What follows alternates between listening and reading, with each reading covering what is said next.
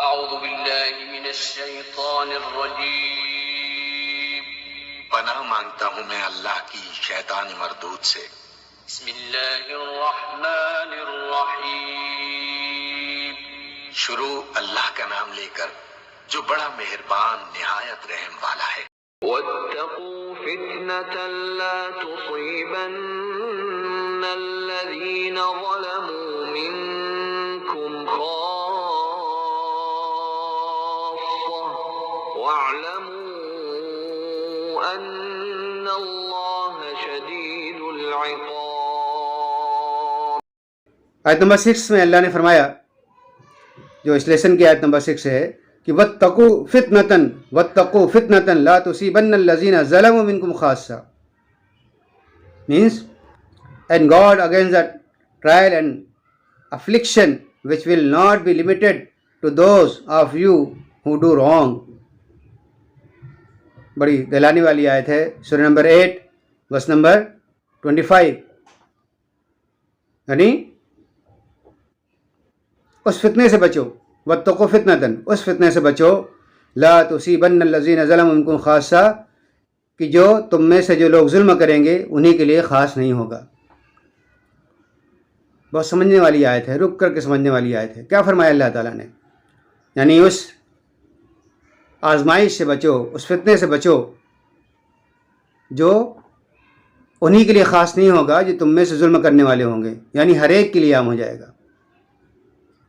جب معاشرے کے اندر، سماج کے اندر برائیاں کی جاتی ہیں اور برائیوں پر لوگ خاموش رہتے ہیں، اس پر ریئیکشن نہیں کرتے، اس کو دور کرنے کی کوشش نہیں کرتے، اس برائی کو ختم کرنے کی کوشش نہیں کرتے، تو برائی پورے طور پر پھیل جاتی ہے، ہر ایک کو اپنی لپیٹ میں لے لیتی ہے۔ اس کو ایک مثال سمجھیے کہ جیسے ہماری سوسائٹی یا ہمارے محلے میں کسی گھر میں آگ لگ جائے اور سب لوگ سوچے بھائی وہ تو اس کے گھر میں آگ لگی ہوئی ہے، اور سب اپنے اپنے کاموں میں مصروف رہیں، تو نتیجہ کیا نہیں ہوگا؟ اس گھر کو تو جلائے گی وہ آگ، اس کے بعد دوسرے گھر کو جلائے گی، تیسرے گھر کو جلائے گی، اس طرح ہوتے ہوتے پورے معاشرے میں، پوری سوسائٹی میں آگ پھیل جائے گی، وہ کسی گھر کو نہیں چھوڑے گی اگر اس کو بروقت نہیں بجھایا گیا۔ یہی معاملہ برائی کا ہوتا ہے۔ بے حیائی اگر پھیل رہی ہے، بے شرمی معاشرے میں پھیل رہی ہے، برائی معاشرے کے اندر پھیل رہی ہے، اور ہم سمجھ رہے ہیں کہ فلاں شخص برائی کر رہا ہے، وہ اس کا اپنا معاملہ ہے، تو پھر وہ برائی ہم کو بھی لپیٹ میں لے لیتی ہے۔ اس لیے اللہ نے فرمایا کہ اس فتنے سے بچو جو صرف ظالم کے لیے خاص نہیں ہوگا۔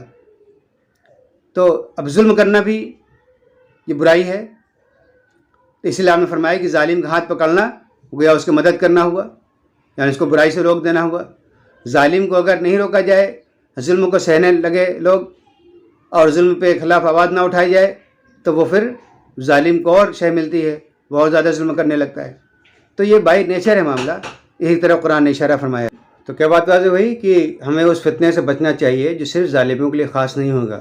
یعنی اللہ نے یہ ہم کو اویئر کیا ہے، ہم کو یہ چیتوانی دی ہے گویا کہ ایسا نہیں ہے کہ وہ پھر عذاب ظالموں پر بھی آئے گا، ظالموں پر بھی آئے گا، یا عذاب انہیں برے کام کرنے والوں پر بھی آئے گا، بلکہ فتنے کے لپیٹ میں وہ سارے لوگ آ جائیں گے جو اس برائی پر خاموش رہے۔ یہ بھی اللہ نے قرآن میں واضح فرما دیا گیا، اس لیے ہم کو ڈرایا ہے، ہم کو کہا کہ اس سے اپنی حفاظت کرو، ایسے فتنے سے جو صرف ظالم لوگ خاص نہیں ہوگا بلکہ سب لوگ اس کی چپیٹ میں آ جائیں گے۔ اللہ ہم کو ایسے فتنوں سے محفوظ رکھے اور ہمیں اپنی ذمہ داریاں ادا کرنے کی توفیق عطا فرمائے۔ اعوذ باللہ من الشیطان الرجیم، پناہ مانگتا ہوں میں اللہ کی شیطان مردود سے۔ بسم اللہ الرحمن الرحیم، شروع اللہ کا نام لے کر جو بڑا مہربان نہایت رحم والا ہے۔ وَكَتَبْنَا عَلَيْهِمْ فِيهَا أَنَّ النَّفْسَ بِالنَّفْسِ وَالْعَيْنَ بِالْعَيْنِ وَالْأَنفَ بِالْأَنفِ وَالْأُذُنَ بِالْأُذُنِ وَالسِّنَّ بِالسِّنِّ وَالْجُرُوحَ قِصَاصٌ فَمَن تَصَدَّقَ بِهِ فَهُوَ وكفارة له ومن لم يحكم بما أنزل الله فأولئك هم الظالمون. ورس نمبر 7 یعنی اس لیسن کے اندر جو 7ویں آیت درج ہے وہ ہے وَمَن لَّمْ يَحْكُم بِمَا أَنزَلَ اللَّهُ فَأُولَئِكَ هُمُ الظَّالِمُونَ. Means, and whosoever did not give judgment by what Allah has revealed are wrongdoers. Surah number 5 verse number 45. یعنی کیا بات واضح ہوئی کہ جو اللہ کے کتاب کے مطابق یا اللہ نے جو کچھ نازل کیا ہے اس کے مطابق فیصلہ نہ کرے وہی لوگ ظالم ہیں. بہت کچھ تشریح ہمارے سامنے آ چکی ہے. ٹو دی پوائنٹ بات یہ ہے کہ ہمارے تمام فیصلوں کی بنیادیں اللہ کی کتاب ہونی چاہیے. اللہ کی کتاب کے ذریعے ہی ہم اپنے گھر کا، خاندان کا، سماج کا، ملک ملت کا ہر ایک کا فیصلہ اللہ کی کتاب کے مطابق ہو، ورنہ انجام کار کے لحاظ سے یہ بہت خطرناک چیز ہے. یہ شرک ہے کہ اللہ تعالیٰ کی کتاب کو چھوڑ کر کے دوسرے قوانین کا سہارا لیا جائے. اللہ نے ایک قانون بنایا ہے، ہم اللہ کو وہ حق نہ دیں، وہ قانونی حق اللہ تعالیٰ کو نہ دیں، بلکہ یہ قانونی حق کسی اور کو دے دیں کہ وہ اس طرح سے ہمارے بارے میں یا سماج کے بارے میں یا ملک و ملت کے بارے میں فیصلہ کرے. اعوذ باللہ من الشیطان الرجیم. پناہ مانگتا ہوں میں اللہ کی شیطان مردود سے. بسم اللہ الرحمن الرحیم. شروع اللہ کا نام لے کر جو بڑا مہربان نہایت رحم والا ہے. لَتَجِدَنَّ أَشَدَّ النَّاسِ عَدَاوَةً لِّلَّذِينَ آمَنُوا الْيَهُودَ وَالَّذِينَ أَشْرَكُوا وَلَتَجِدَنَّ أَقْرَبَهُم مَّوَدَّةً لِّلَّذِينَ آمَنُوا الَّذِينَ قَالُوا إِنَّا نَصَارَىٰ ذَلِكَ بِأَنَّ مِنْهُمْ قِسِّيسِينَ وَرُهْبَانًا وَأَنَّهُمْ لَا يَسْتَكْبِرُونَ. Verse number 8 لَتَجِدَنَّ أَشَدَّ النَّاسِ عَدَاوَةً لِلَّذِينَ آمَنُوا الْيَهُودَ وَالَّذِينَ أَشْرَكُوا. Meaning, you will find Jews and the polytheists, the harshest of people, in enmity to the believers. Surah number 5 verse number 82. یعنی تم یہودیوں کو اور جن لوگوں نے شرک کیا ہے ان کو سب سے بڑا دشمن پاؤ گے. کس کا؟ ایمان والوں کا. ایمان والوں کے سب سے بڑے دشمن ہوتے ہیں وہ یہودی ہوتے ہیں اور وہ لوگ ہوتے ہیں جو شرک کیا کرتے ہیں. الذین اشرکوا، مشرکین ہوتے ہیں. دوستی اور دشمنی کا معیار بھی اللہ نے دیا ہے. دوستی کس سے کی جانی چاہیے یہ بھی اللہ نے قرآن میں بتایا ہے. ہمارے دشمن کون ہیں تاکہ ہم ان سے بچ سکیں، ان سے ہوشیار رہیں، یہ بھی اللہ نے قرآن میں ذکر کر دیا ہے.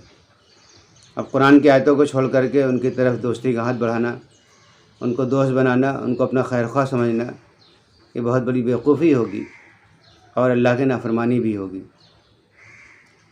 یہود ہمارے نبی کے بھی دشمن رہے اور آج تک ان کی پوری ہسٹری مسلم دشمنی پر اور اسلام دشمنی پر ہے. اس طرح سے جو لوگ شرک کرتے ہیں، آپ دیکھیں کہ شرک سب سے زیادہ کہاں پایا جا رہا ہے؟ مشرکین سب سے زیادہ کہاں پر ہیں؟ تو جو مشرکین ہیں وہ اہل ایمان کے بڑے دشمن ہوا کرتے ہیں، اور ہم آج اپنی نگاہوں کے سامنے ان حالات سے دو چار ہو رہے ہیں۔ ان کی دشمنی جگ ظاہر ہو رہی ہے، اور ان کی دشمنی بالکل منہ سے نکلی پڑ رہی ہے۔ اعوذ باللہ من الشیطان الرجیم، پناہ مانگتا ہوں میں اللہ کی شیطان مردود سے۔ بسم اللہ الرحمن الرحیم، شروع اللہ کا نام لے کر جو بڑا مہربان نہایت رحم والا ہے۔ نحن اعلم بما يقولون وما انت عليهم بجبار فذكر بالقرآن من يخاف وعيد۔ بس نمبر 9، یعنی نمبر 9 پہ جو سورہ درج ہے، جو آیت درج ہے وہ ہے فذکر بالقرآن من یخاف وعید، meaning so admonish with the Quran those who fear my warning. verse number 50 Surah number 50 and verse number 45۔ فذکر بالقرآن من یخاف وعید یعنی نصیحت کیے جاؤ قرآن کے ذریعے۔ فذکر بالقرآن، قرآن کے ذریعے نصیحت کیے جاؤ۔ من یخاف وعید، those who fear my warning, جو میری وعید سے، جو میری وارننگ سے ڈرتا ہو، اس کو ہی نصیحت قبول ہوگی، وہی سدھرے گا۔ تو اللہ نے قرآن کے ذریعے نصیحت فرمانے کو کہا ہے، فذکر بالقرآن، قرآن کے ذریعے نصیحت کیے جاؤ، قرآن کے ذریعے ایڈمونش کیے جاؤ، اس لیے کہ قرآن ہی وہ کتاب ہے جو نصیحت کی کتاب ہے، جس کے ذریعے آدمی سدھر سکتا ہے، جس کے ذریعے آدمی راہ راست پر آ سکتا ہے۔ تو قرآن کے ذریعے لوگوں کو نصیحت کی جائے گی۔ نبی کریم صلی اللہ علیہ وسلم کا بھی طریقہ یہی تھا، آپ صحابہ کرام کو بھی قرآن سکھاتے تھے، پڑھاتے تھے تاکہ ان کا ایمان مضبوط ہو، اور دوسرے غیر مسلم جو آپ سے دین سیکھنے آتے تھے یا آپ کے سامنے کسی سوال کو لے کر کے آتے تھے تو ان کو بھی آپ قرآن کی آیتیں سناتے تھے۔ یہ نبی کریم صلی اللہ علیہ وسلم کا انداز تربیت ہے، یہ آپ صلی اللہ علیہ وسلم کا طریقہ ہے کہ آپ قرآن کے ذریعے نصیحت کیا کرتے۔ اور آج بھی ہمارے اپنے دور میں بھی قرآن کے ذریعے ہی نصیحت کارگر ہو سکتی ہے۔ قرآن کو چھوڑ کر کے لمبے لمبے بیانات اور کسی دوسری کتابوں کا سہارا لے کر کے ہم سوچیں کہ اس سے ہمارا ایمان بن جائے گا، تو یہ ناممکن بات ہے۔ قرآن کے ذریعے ہی ایمان بنتا ہے، قرآن کے ذریعے ایمان میں اضافہ ہوتا ہے۔ بہت صاف الفاظ میں قرآن میں اس کا تذکرہ ہے کہ ایک بات تو یہ فرمائی گئی ہے کہ فذکر فإن ذکرہ تنفع المؤمنین، کہ نصیحت کیے جاؤ، نصیحت کیے جاؤ، اس لیے کہ نصیحت کرنا مومنوں کو فائدہ پہنچاتا ہے۔ ہم لوگ جمود کا شکار ہو جاتے ہیں، آئسولیٹڈ ہو جاتے ہیں، تو ہمارے ایمان کو بڑھانے کے لیے، ایمان کے اندر ہمارے حرارت پیدا کرنے کے لیے نصیحت ضروری ہے۔ اب نصیحت کسی انسان کی ہو تو اتنی کارگر نہیں ہوگی، لیکن نصیحت رب کی ہو، رب کے کلام کے ذریعے ہو، تو پھر وہ ایمان بڑھانے کا سبب بنتے ہیں، وہ چیز ایمان میں بڑھنے کا سبب بنتی ہے۔ وَإِذَا تُلِيَتْ عَلَيْهِمْ آيَاتُنَا زَادَتْهُمْ ایمانا، جب ان کے سامنے ہماری آیتیں تلاوت کی جاتی ہیں تو ان کا ایمان بڑھتا ہے۔ تو یہ ایمان بڑھانے کا بھی یہ بھی بنیاد اللہ کی کتاب ہے۔ اللہ کی آیتوں کو سنا کر کے، اللہ کی آیتوں کو پڑھ کر کے، اللہ کی آیتوں کا مطلب اور معنی جان کر کے ہم اپنے ایمان میں اضافہ کر سکتے ہیں اور آخرت کو کامیاب کر سکتے ہیں۔ اسی طرح سے دوسرے کے ایمان کو بھی بنانے کا سبب قرآن مجید کی آیتیں ہیں، دوسرے کے ایمان کے بھی بڑھانے کا سبب قرآن ہی ذریعہ ہو سکتا ہے۔ اسی لیے اللہ نے بار بار اس کا تذکرہ فرمایا ہے کہ فذکر بالقرآن من یخاف وعید، کہ جو میری وارننگ سے ڈرنا چاہے اس کو نصیحت کیے جاؤ، اور جو ڈرنا ہی نہیں چاہتا ہے، جو اس نے اللہ کو مانا ہی نہیں ہے، جو قرآن کو اللہ کی کتاب ہی نہیں مانتا ہے، اس پر کیا نصیحت اثر کرے گی؟ وہ تو ایسے اس کو چھوڑے بیٹھا ہے۔ اس لیے فرمایا گیا کہ جو میری وارننگ سے ڈرنا چاہے، جو واقعتاً مالک اپنے آپ کو بندہ اور مجھے مالک تسلیم کرے، سمجھے، اسی پر اللہ کے کلام کا، اللہ کی کتاب کا اثر ہوتا ہے۔ اعوذ باللہ من الشیطان الرجیم، پناہ مانگتا ہوں میں اللہ کی شیطان مردود سے۔ بسم اللہ الرحمن الرحیم، شروع اللہ کا نام لے کر جو بڑا مہربان نہایت رحم والا ہے۔ ولا تقف ما ليس لك به علم ان السمع والبصر والفؤاد كل اولئك كان عنه مسؤولا۔ اور یہ آخری آیت لیسن کی ورس نمبر 10، ان السمع والبصر والفؤاد کل اولئک کان عنہ مسئولا، meaning verily the eyes, the ears and the heart, each of them shall be questioned. Surah number 17 verse number 36، یعنی بے شک نگاہیں اور کان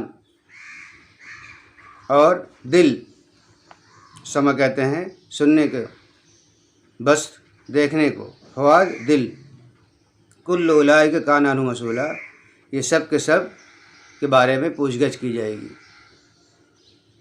بڑی اہم آیت ہے، اسی لیے چھوٹی چھوٹی آیتیں ہمارے لیسن میں رکھی گئی ہیں کہ ہم کو اس سے نصیحتیں حاصل ہو سکے۔ کیا فرمایا جا رہا ہے کہ جو کچھ ہم دیکھتے ہیں، جو کچھ ہم سنتے ہیں، اور جو فواد یعنی جو ہمارے دل میں خیال آتے ہیں، ان سب کے بارے میں اللہ کے ہاں جوابدہی کرنی ہوگی۔ یہ کہا اللہ نے، اور فرمایا کہ ما یلفظ من قول الا لدیہ رقیب عتید، کہ کوئی بھی لفظ اللہ زبان سے نہیں نکلتا مگر اس کو لکھنے والا لکھ لیا کرتا ہے۔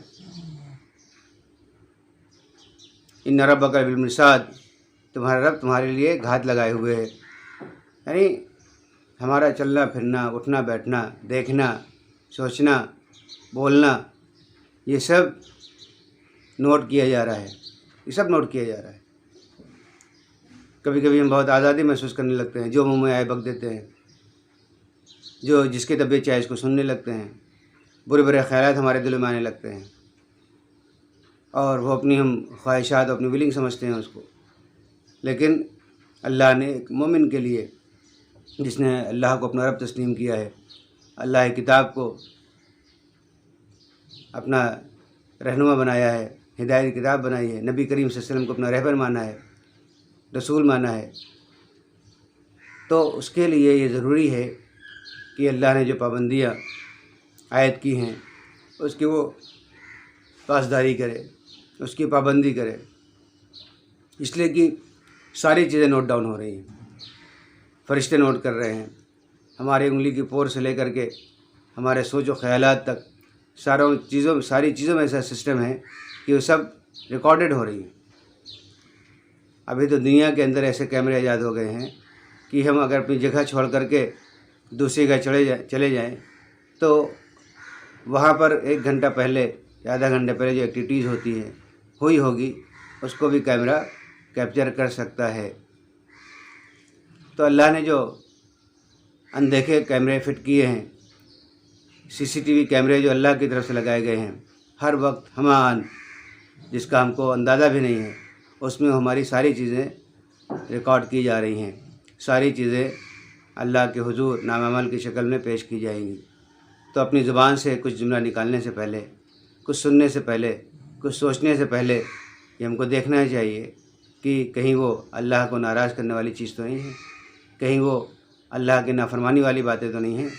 اس لیے کہ نام اعمال میں اگر ہمارے گناہوں کا معاملہ بڑھتا گیا تو فاما من ثقلت موازینہ فہو فی عیشۃ راضیہ واما من خفت موازینہ فامہ ہاویہ وما ادراک ما ہی نار حامیہ، کہ جس کے نام اعمال میں نیکیاں زیادہ ہوں گی تو بہت عیش و آرام میں ہوگا، لیکن جس کے نام اعمال میں نیکیاں کم بڑھ گئیں نیکیاں کم ہو گئیں، گناہ زیادہ ہو گئے، تو پھر اس کا ٹھکانہ بہت برا ہوگا۔ فَأُمُّهُ حَاوِيَةٌ، اس کا ٹھکانہ کیا ہے؟ حاویہ ہے، اور حاویہ کیا ہے؟ نارٌ حامیہ، بھڑکتی ہوئی آگ ہے۔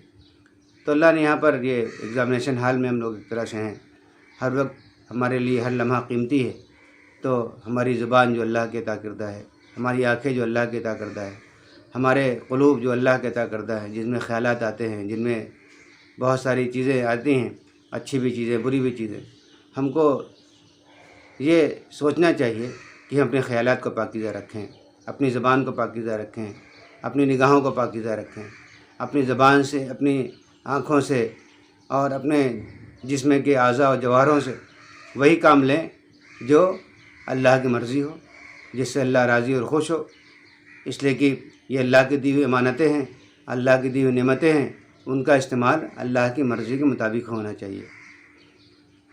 تو یہ چند آیتیں تھیں لیسن نمبر 6 کے اندر 10 آیتیں، ان 10 آیتوں کو آپ کو یاد کرنا ہے۔ سب سے پہلا کام، اس کو بہت ہی اچھے انداز میں پڑھنا سیکھیے، اس کو یاد کر لیجئے، جتنا بھی وقت لگے، ایک ایک آیت، دو دو آیت، تین تین آیت ڈیلی یاد کر لیجئے، بہت جلدی آیت یاد ہو جائے گی۔ بہت زبردست چیزیں ہیں، قرآن مجید کو یاد کرنا بہت آسان ہوتا ہے، تو اس کو یاد کر لیجئے، اس کی میننگ یاد کر لیجئے، اور اس کا مفہوم تو آپ میرے ذریعے بھی آپ بہت کچھ سمجھ چکے ہیں۔ تو ان آیتوں کے اندر جو مفہوم پایا جاتا ہے، اس کو ہمیں وقت اپنے ذہن میں تازہ رکھیے، بار بار اگر کہیں بھول جائیں تو پھر دوبارہ ویڈیو کو سن کر کے آپ اس کو پھر تازہ کر سکتے ہیں۔ یہ سب آیتیں ہماری زندگی کی رہنمائی کے لیے بہت اہم رول پلے کرتی ہیں، اور جب ہم نے دیکھا کہ یہ 10 آیتیں ان کے اندر اتنے اچھے مفہوم پائے جاتے ہیں، اتنی اچھی اچھی باتیں پائی جاتی ہیں، تو پھر پورے قرآن کے اندر علم کے کتنے خزانے ہوں گے، پورے قرآن کے اندر اللہ کی کتنی اچھی اچھی باتیں ہوں گی۔ تو ہم کو چاہیے کہ ابھی تو ہم نے 10 آیتیں پڑھی ہیں، لیکن ہم کو پورا قرآن سمجھ کے پڑھنا چاہیے۔ پورا قرآن ہم سمجھ کے پڑھیں گے تو اس سے ہماری زندگی کے اندر نور آئے گا، اور آخرت میں وہ نور ہمارے کام آئے گا۔ تو اللہ سے دعا ہے کہ ہم کو قرآن مجید کو سمجھنے کی، سیکھنے کی، پڑھنے کی، اور قرآن مجید کے پیغام کو دنیا میں عام کرنے کی توفیق عطا فرمائے۔ اقول قولی ھذا واستغفر اللہ لی ولکم اجمعین، وآخر دعوانا الحمد للہ رب العالمین۔ جزاکم اللہ خیرا۔